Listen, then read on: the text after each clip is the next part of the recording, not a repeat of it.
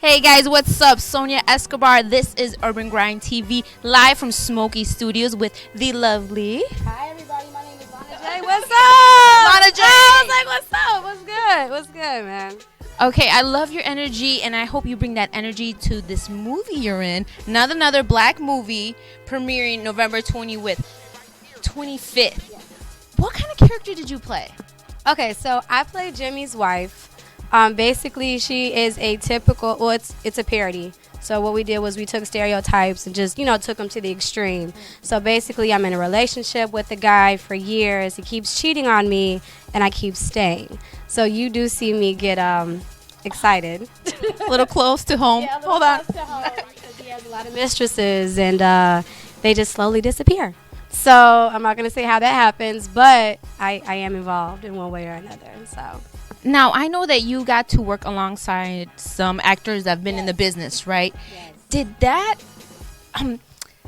when you see, did that affect the way you acted? Did you kind of pick up some hacks or some tips? Well, first, when you're around veterans, I'd say in any industry, especially if you're a rookie, I didn't start off acting. I'm in radio, so me doing the transition was interesting. I wasn't prepared to really sit down and memorize a script or develop a character or figure out who I'm supposed to be.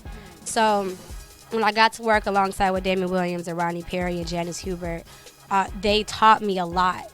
Especially Janice Hubert, she was really sweet, very maternal. She just was talking to me because we had in one scene I'm pregnant. And we were trying to figure out how to put the belly on me because I'm so petite.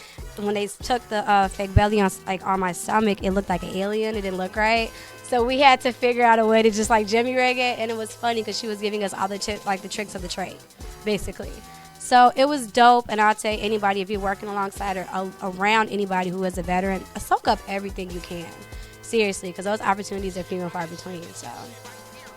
Now, how hard was it for you to disconnect once you're in the zone, a character? Did you take that character with you, or were you able to just disconnect? So how I prepared for it was for that day, I would listen to music that reminded me of that character. I would surround myself with things that just reminded me of that person. I may watch movies that reminded me of who I was supposed to be or who I'm supposed to act like. And I just kind of soaked myself in that for that day. And then when I was done, when I was offset, that was my wind down time. So I came back to me. But as a personality, you are yourself times 10. So doing the switch wasn't new to me. It was just switching from being Lana J to becoming Donna. That's my character's name. So. Now, you said you come from a radio background. Yes. Now, what's the difference between radio and TV for those of those people that think it's the same thing? Well, first, radio, you can show up however you want to work because nobody can see you. But when you are in front of TV, especially when you're acting, you have to take all of your characteristics out of the character. So a big thing that people do and why they get stereotyped, I feel like, in roles is they carry their persona throughout the different characters, and you're not supposed to do that if your character is supposed to be wired a certain way. So my character was the exact opposite of me. She, dark hair, glasses, played, my look is very played down. She didn't dress, real flashy. She was timid in the beginning, and she developed out of her anger, she kind of developed a voice. But that's the exact opposite of me. If anybody knows me, I'm just aggressive, straightforward, blunt. You ask me a question, I'm just going to tell you how it is. So it was different doing that, but if I want to, make the big bucks and get bigger roles, I got to get my act together. So I just learned. So it sounds like you like it. So does this new career of acting, is it something in the future for you? I can definitely see myself pursuing it. Just from this movie, I got picked up with 2 different roles for 2 independent movies that'll be dropping in addition to this. It's exciting. Jay took a chance on me, and I appreciate it. And I just tell anybody, don't be afraid to step outside your box. Don't limit yourself, because I never would have foreseen myself doing this 2 years ago. So, wow. Now, you said you already had 2 new roles. How hard is it for a woman, right? Especially me, the same way. I'm a woman and I'm a minority. Right. So I'm a double minority. How hard is that in the acting? I would say the biggest issue I would say people probably deal with is stereotyping. I haven't really run into that because I'm not dealing with the big leagues yet. So So you didn't get any of the be more ethnic for me? I'm kind of ethnic.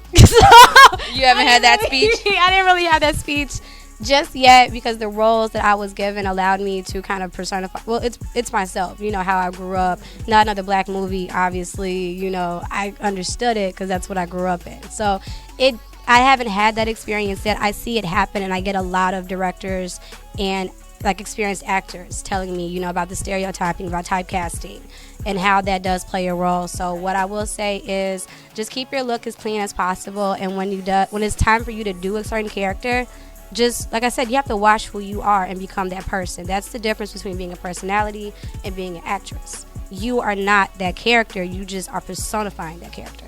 What's that?